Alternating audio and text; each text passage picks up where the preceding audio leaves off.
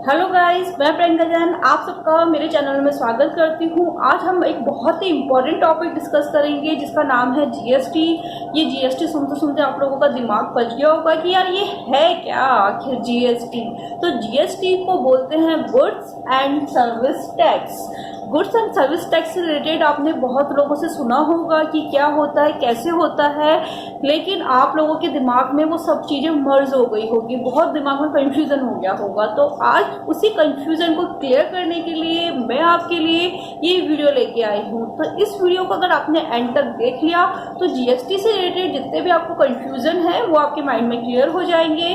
तो ये वीडियो ऐसे भी बहुत इंपॉर्टेंट है जो 11th के स्टूडेंट हैं, जो टैली सीख रहे हैं, जो बीसीए बीबीए के स्टूडेंट्स हैं, और भी जो भी प्रैक्टिकली शॉप्स वगैरह पे काम करते हैं उनके लिए ये वीडियो बहुत ही इंपॉर्टेंट है। तो इस वीडियो को आप एंड तक जरूर देखिए जिससे आपकी जीएसटी से रिलेटेड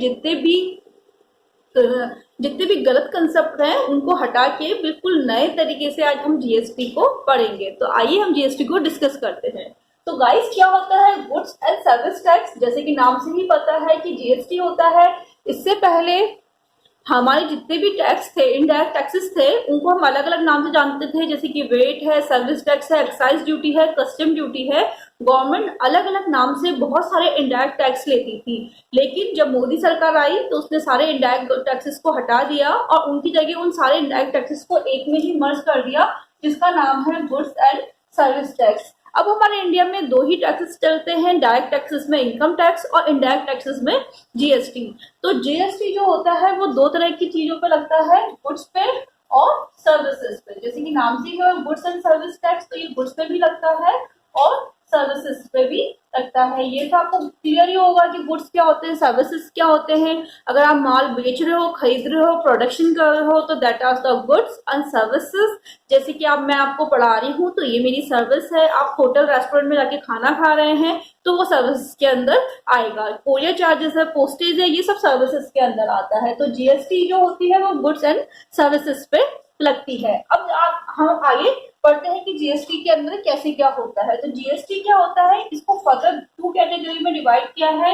एक है इंट्रा स्टेट, एक है इंटर स्टेट। इंट्रा स्टेट इस सेम स्टेट के अंदर, ये मेरा स्टेट है, सेम स्टेट के अंदर मैं माल परचेज कर रही हूँ और सेल्स कर रही हूँ, तो इसको बोलते हैं इंटर स्टेट की सेम स्टेट। और इंटर स्टेट ये मेरे दो स्टेट है, एक स्टेट से दूसरे स्टेट में माल परचेज करती हूँ या सेल्स करती हूँ तो वहां पे इंटर स्टेट लगता है। तो इंट्रा स्टेट और इंटर स्टेट ये आपके माइंड में क्लियर हो गया।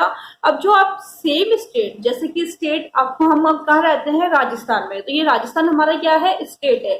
अगर मैं राजस्थान में जयपुर रहती हूँ और मैं अजमेर से माल परचेज कर रही हूँ तो वो मेरा क्या है, इंट्रा स्टेट। लेकिन मैं राजस्थान में जयपुर में रहती हूँ और मैं दिल्ली से गुड्स परचेज कर रही हूँ तो वो दूसरा स्टेट हो गया, तो वो क्या कहलाएगा, आपका इंटर स्टेट। तो ये चीज आपके माइंड में क्लियर हो गई कि हम किसको इंटर स्टेट बोलते हैं और किसको इंटर स्टेट कहते हैं। राजस्थान का व्यक्ति दिल्ली से, मुंबई से, कहीं से भी अगर राजस्थान के बाहर से गुड परचेज करता है, सेल्स करता है, तो वो किस में आता है, इंटर स्टेट में आता है।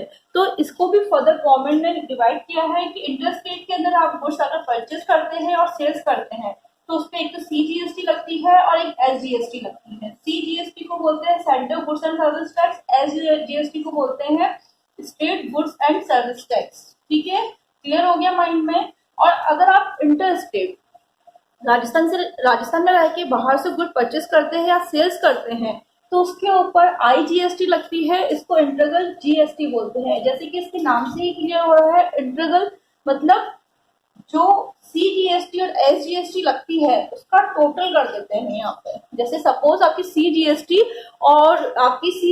और एसजीएसटी 5% है तो आईजीएसटी कितनी हो जाएगी, 10%। तो इसको ये इंटर स्टेट पे लगती है।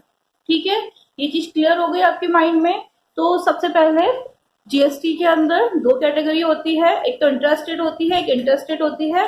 इंटर स्टेट के अंदर अगर गुड्स परचेज एंड सेल्स करते हैं तो सीजीएसटी और एसजीएसटी लगती है।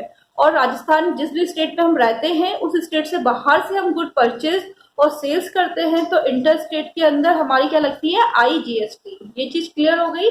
हम आगे समझते हैं कि आउटपुट क्या होता है और इनपुट क्या होता है, किसको हम आउटपुट बोलेंगे और किसको हम इनपुट बोलेंगे।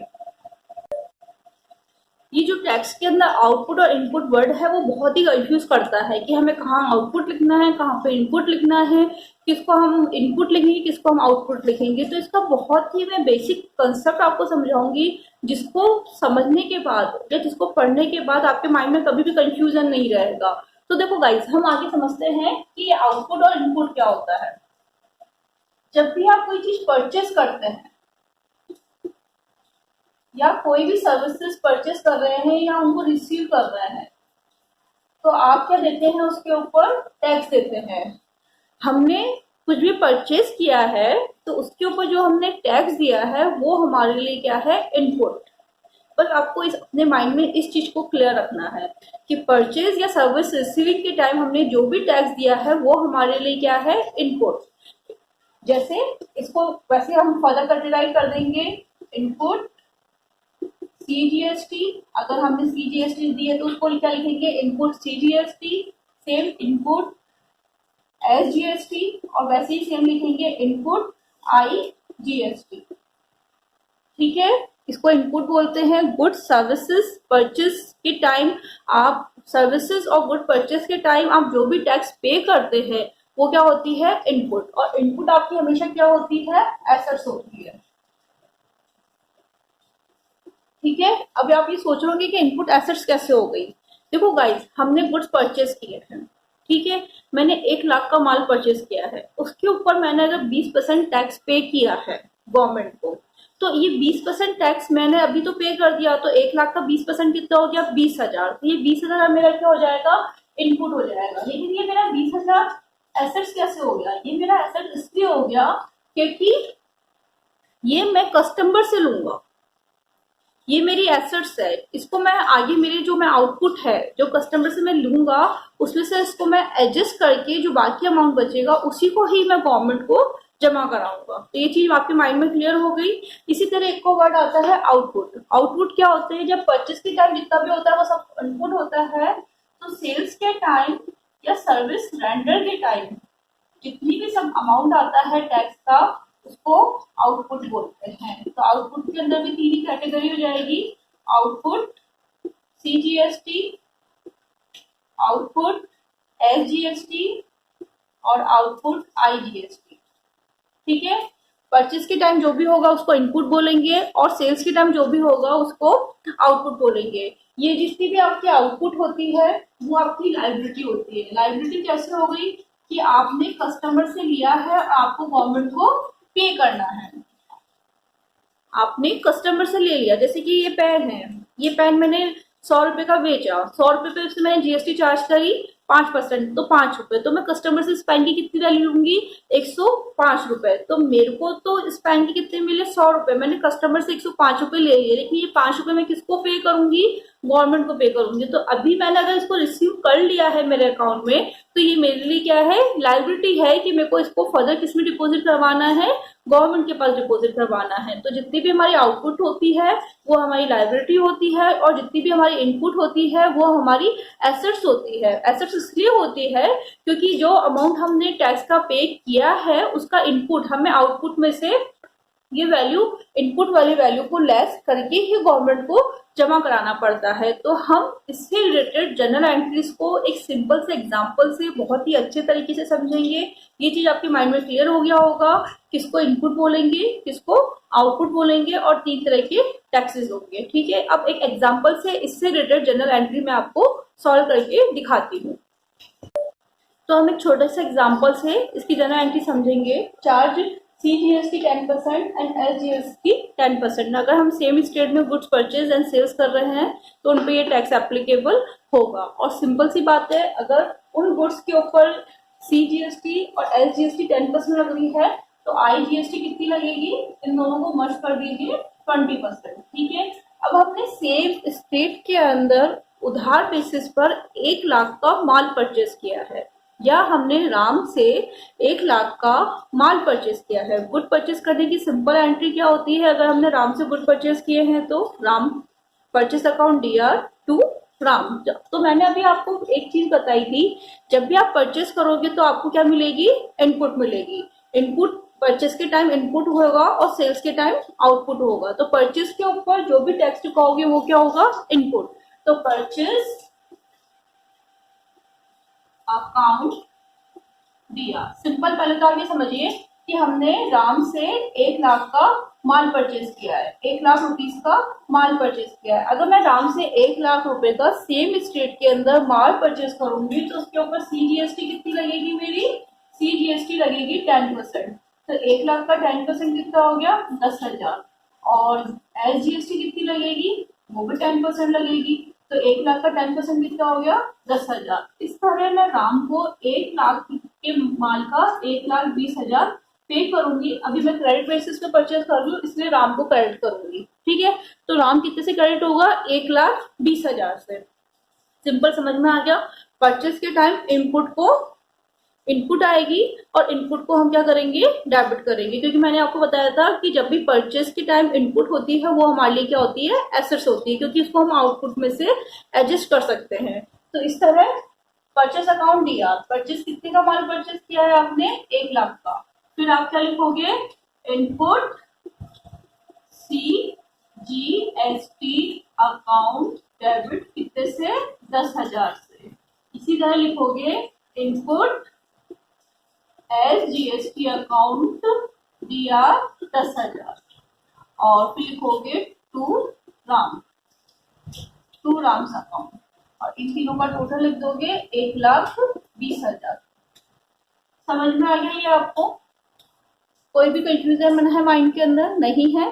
परचेस के टाइम जो भी टैक्स हम पे करते हैं वो इनपुट के अंदर आता है, ठीक है। फिर हम आगे और समझते हैं, इसी एग्जांपल को आगे समझते हैं हम कि हमने गुड सेल किए हैं। हमने गुड सेल किए हैं कितने के, 1,35,000 के। क्रेडिट बेसिस पे हमने 1,35,000 के गुड सेल्स किए हैं। आप यहाँ पे नाम ले लीजिए कोई भी, शाम को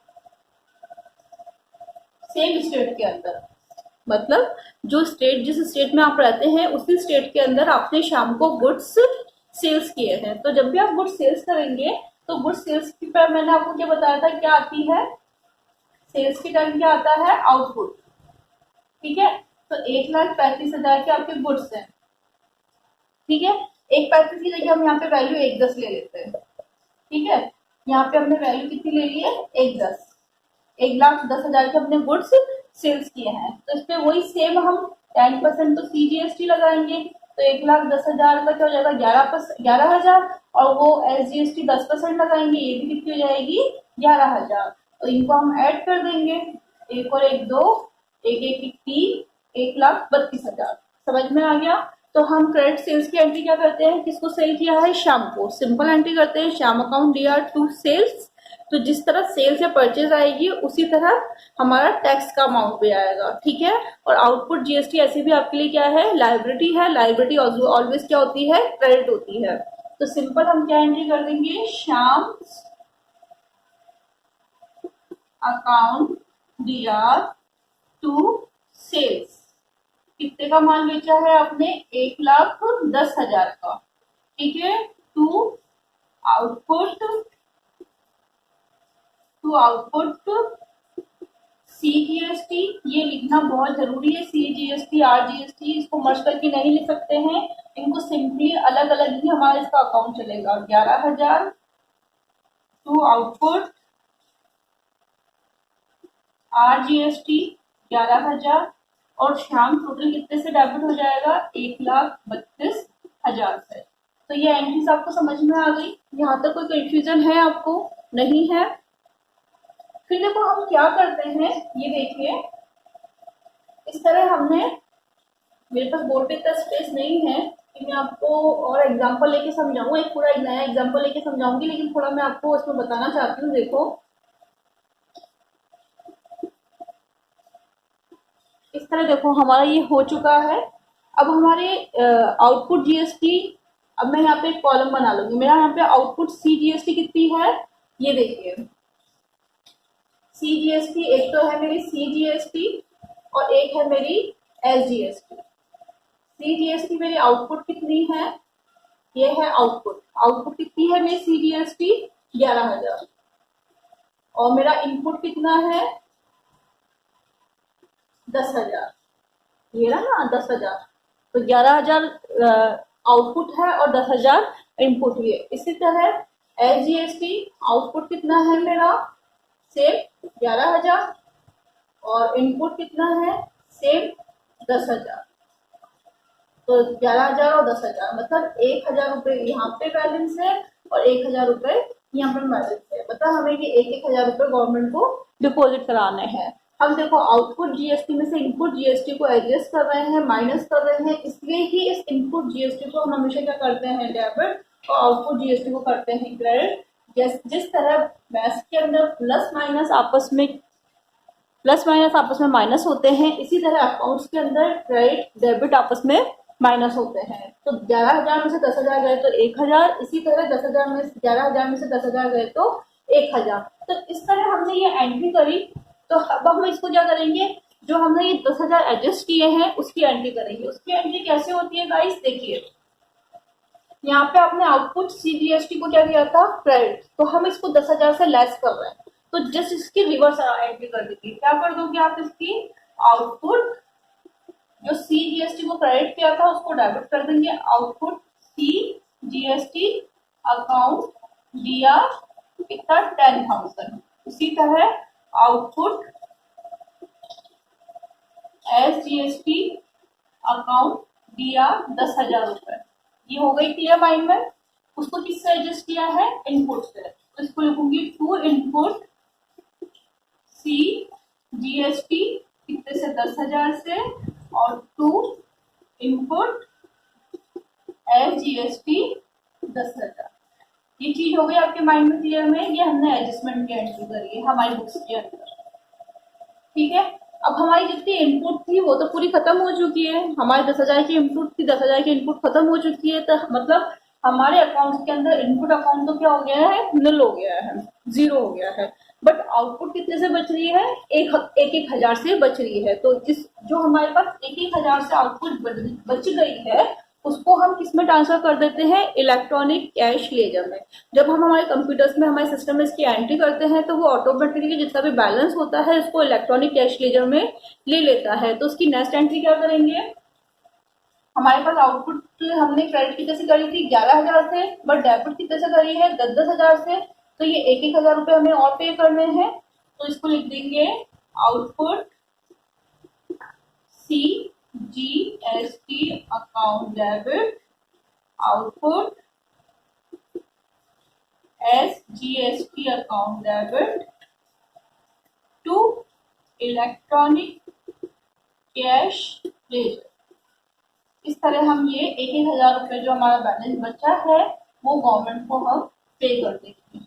तो इस तरह हमने जीएसटी से रिलेटेड जितनी भी हमारी एंट्रीज थी उनको हमने इजीली समझा है। अभी जो मैंने आपको समझाया है वो इंट्रा स्टेट की समझाई है। इंटर स्टेट की हम नेक्स्ट लेक्चर में सीखेंगे, और जो इससे रिलेटेड सर्विसेज होती है उनको रेंडर करते हैं तब क्या एंट्रीज करते हैं वो सब मैं आपको नेक्स्ट लेक्चर में समझाऊंगी। इससे पहले कि मेरे 4 लेक्चर में आपको जनरल एंट्री से रिलेटेड दे चुकी हूँ, जिनका लिंक मैंने अपने डिस्क्रिप्शन बॉक्स में दे रखा है। तो अगर आपको जनरल एंट्रीज में कोई भी कंफ्यूजन है तो आप उन लेक्चर्स को देख के अपने सारे कंफ्यूजन क्लियर कर सकते हैं। तो आई होप गाइज आपको आज ये बहुत अच्छे से समझ में आया होगा, इसलिए आप मेरे इस चैनल को लाइक कीजिए, सब्सक्राइब कीजिए। आपके जितने भी फ्रेंड्स हैं, फैमिली मेम्बर्स हैं, जितने भी बिजनेसमैन हैं जिसको कि जीएसटी से रिलेटेड बहुत से कंफ्यूजन रहते हैं, उनसे सबसे मेरा ये वीडियो शेयर कीजिए जिससे ज़्यादा से ज़्यादा सबको नॉलेज मिल सके। Okay, bye bye.